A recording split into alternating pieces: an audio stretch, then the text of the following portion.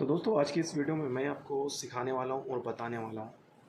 क्या सिखाने वाला क्या बताने वाला हूँ। मैं एक फायर अलार्म टेक्नीशियन हूँ, तो मैं उसके अकॉर्डिंग आपको कुछ टिप्स दूंगा जो इंटरव्यू में आज तक पूछे गए हैं मेरे से कम मैंने आज तक 10 से ज़्यादा इंटरव्यू अटेंड किया है।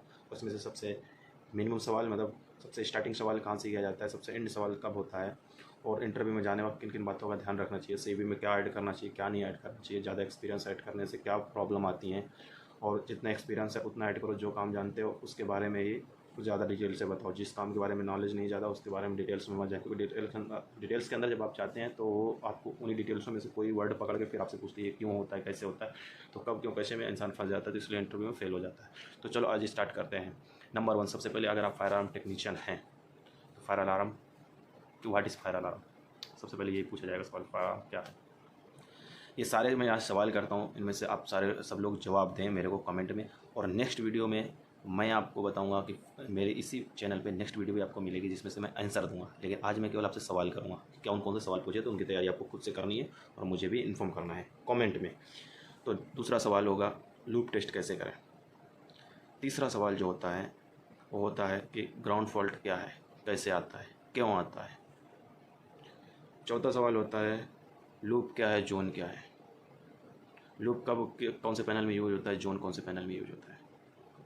तीसरा होता है एड्रेसेबल पैनल क्या होता है, कन्वेंशनल पैनल क्या होता है, एड्रेसेबल कहाँ पे यूज किया जाता है, कन्वेंशनल कहाँ पे यूज किया जाता है, क्यों एड्रेसेबल ज़रूरी है, क्यों कन्वेंशनल भी ज़रूरी है, कहाँ पे कन्वेंशनल ज़रूरी है, कहाँ पे एड्रेसेबल, एड्रेसेबल ज़्यादा स्टैंडर्ड है या कन्वेंशनल। इसके बाद फिर सवाल आ जाता है वायरिंग, क्लास वायरिंग, कितने क्लास की वायरिंग होती है। उसके बाद फिर और भी डिटेल्स में जाने के बाद जब आपको पैनल में स्टेटस में क्या होता है, ठीक है ना, इनेबल कैसे करते हैं, डिसेबल कैसे करते हैं, उसका क्या प्रोसीजर है।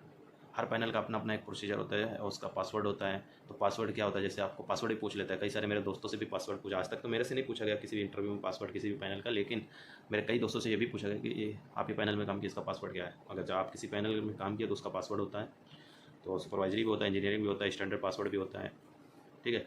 तो ये सारा कुछ आप ध्यान में रखते हुए इंटरव्यू के लिए जाएँ।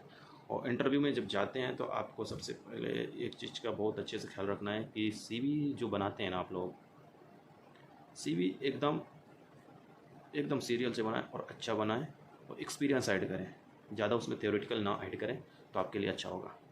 तो जितना ऐड करेंगे वो उसके हिसाब, पहले तो अपने हिसाब से पूछेगा, बाद में वो उसके हिसाब से पूछेगा, उसमें आप फंस सकते हैं। या जितना उसमें लिखते हैं उसके बारे में डिटेल्स नॉलेज होना चाहिए, क्योंकि उन वर्ड के अंदर से जो वर्ड है वो निकाल के आपसे पूछेगा, उसमें 100% लोग फंसते हैं, क्योंकि वो इंजीनियर है। सामने जो इंटरव्यू आपको लेगा, आप टेक्नीशियन है, वो इंजीनियर इंटरव्यू लेगा, सुपरवाइजर नहीं लेगा।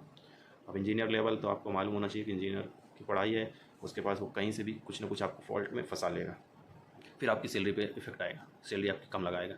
तो इसलिए आप ज़्यादा ये ध्यान करें कि कुछ भी ज़्यादा सीवी में ना ऐड करें, एक्सपीरियंस ऐड करें, और जो डेजिग्नेशन है आपका वो ऐड करें। उसके बाद फिर आपसे एक और सवाल पूछा जा सकता है कि बैटरी कब ख़राब होती है, मतलब बैटरी कितना वोल्टेज दे तो हम उसे चेंज कर सकते हैं, और अप डाउन वोल्टेज एक बैटरी में कम एक बैटरी में ज़्यादा है तो क्या हमें रखना चाहिए, हटा देना चाहिए। ये सारे सवाल पूछे जाते हैं ज़्यादातर इंटरव्यू में। एमसीपी में कौन सा मॉडल यूज होता है, CC1 का क्या काम है, ये EST3 के, मैं अभी आपसे जो सवाल कर रहा हूँ EST3 पैनल के अकॉर्डिंग कर रहा हूँ। CT2 का काम है, सिंगल मॉडल क्या होता है, ड्यूल मॉडल क्या होता है, UM मॉडल क्या होता है, IM मॉडल क्या होता है, ये सारा कुछ पूछ सकते हैं। कहाँ पर यूज होते हैं, इन सारे मॉडलों को यूज होता है, CM मॉडल कहाँ यूज होता है, MM मॉडल कहाँ यूज होता है। तो यहाँ पे जब EST3 में आप आएंगे तो यही इसी मॉडल का नाम आएगा, CT1, CT2, MM monitor model में CT1 CT2 आता है, यानी single input model, dual input model. CR आएगा, कंट्रोल मॉडल को CR बोलते हैं, ठीक है। तो इस तरह से बहुत सारे सवाल होते हैं। तो जब कभी किस इंटरव्यू में आप जाते हैं तो सबसे पहले आपको एक बात का ध्यान रखना है, जो है कि जब बात करें तो किसी एक पैनल को लेकर बात करें, क्योंकि हर पैनल का कुछ ना कुछ चेंजिंग होता है। एक पैनल को पकड़ें, उसके अकॉर्डिंग पूरी बात करें, फिर वो सेकंड पैनल के बारे में पूछता है तो उसके अकॉर्डिंग ही पूरी बात करें। जिस पैनल को आप स्टार्टिंग में पकड़ते हैं उसी पैनल के बारे में बात करें। बाकी दूसरे पैनल में आपसे पूछा जा सबसे ज़्यादा ये सवाल है, जैसे आप बोलते हैं कि मैं सिम्प्लेक्स में काम किया, तो सिम्प्लेक्स में वो पूछता है प्रोग्रामिंग कैसे होता है, एंड हार्डवेयर प्रोग्राम है या सॉफ्टवेयर प्रोग्राम है, यानी मशीन के थ्रू उसके अंदर डिवाइस में प्रोग्राम किया गया है या बेस में, या तो फिर लैपटॉप के थ्रू। जैसे EST3 है उसमें सारा QR से है, ऑटो प्रोग हैंड प्रोग मिले, हैंड प्रोग से उसमें किया जाता है ज़्यादातर। तो हैंड प्रोग से तो किया जाता है, पर उससे पैनल से भी हो सकता है उसका प्रोग्राम। लेकिन EST3 का नहीं, जो सिम्प्लेक्स का है हमारा, सिम्प्लेक्स में डीप स्विच होती है। ये जो डीप स्विच है जो बेस में होती है, उसमें नंबर 1, 2, 4, 8 इस तरह से नंबर वाइज होता है, ठीक है ना। उन नंबरों को ऊपर नीचे स्विच को किया जाता है, ठीक है। तो उसके अकॉर्डिंग नंबर सेट होते हैं। उसके बाद फिर डिवाइस पैनल में क्या शो करता है नंबर, वो उसके का अगर गलत नंबर है, पैनल में गलत नंबर शो करेगा, तो उसको फिर से वहाँ से पैनल से पता चल जाएगा ये डिवाइस में ये नंबर गलत है, तो जाकर चेक करेगा, उसका नंबर फिर आप सही करेंगे ड्राइंग के हिसाब से। तो इस तरह से अगर जितने भी मैंने सवालात पूछे और बताए आपको, इस तरह के अगर सारे सवालात का आपको जवाब आता है तो आप इंटरव्यू देने काबिल हैं। नहीं तो इनकी प्रिपरेशन करिए, सीखिए, उसके बाद ही इंटरव्यू देने जाइए, वरना इंटरव्यू देने का आपको कोई फ़ायदा भी नहीं होगा। और भी कुछ सवाल हैं जो मैं भूल चुका हूँ, मैं आपको अभी पूछने वाला हूँ। जैसे कि आपसे पूछा बीम डायरेक्टर क्या होता है, डक डायरेक्टर क्या होता है, फायर डंपर क्या होता है, इसका कनेक्शन कैसे होता है फायर डंपर का, एनओ में होता है, एनसी में होता है।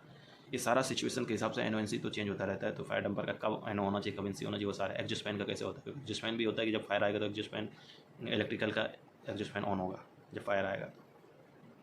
तो ये सारे कुछ ध्यान देना है। कभी ऑफ भी करना रहता है कि पूरा एसी ऑफ हो जाना चाहिए, जैसे क्योंकि एसी ऑफ होगा तो कूलिंग कम होगा, जब रूम का कूलिंग कम होगा तो ऑक्सीजन वहाँ नहीं रहेगा, ऑक्सीजन का इन आउट नहीं होगा, तो वहाँ पे आग ऑटोमेटिक कम हो जाएगी। इसलिए ये सारी कुछ चीज़ें बंद की जाती हैं और कुछ चीज़ें ऑन की जाती हैं। तो मेरा वीडियो कैसे लगा, अगर वीडियो लगेगा अच्छा तो आप लोग वीडियो को शेयर करिए अपने दोस्तों के साथ, और इस तरह के अगर आंसर आपको आते हैं तो आप इंटरव्यू देने के काबिल हैं, ठीक है। नेक्स्ट वीडियो बहुत जल्द लाऊंगा और उसमें आपको ये बताऊंगा कि ये सारे सवाल के जवाब क्या हैं। तो नेक्स्ट वीडियो स्किप ना करें। अगर अगली वीडियो मेरी जल्द शूट होकर अपलोड हो जाएगी तो मैं इसी वीडियो के डिस्क्रिप्शन में उस वीडियो का भी लिंक मिलेगा, और इस वीडियो का लिंक भी उस वीडियो के डिस्क्रिप्शन में आपको मिल जाएगा। तो फालतू परेशान ना हो, अगर हैं इस काबिल तो इंटरव्यू देने रेडी हो जाएं एकदम से।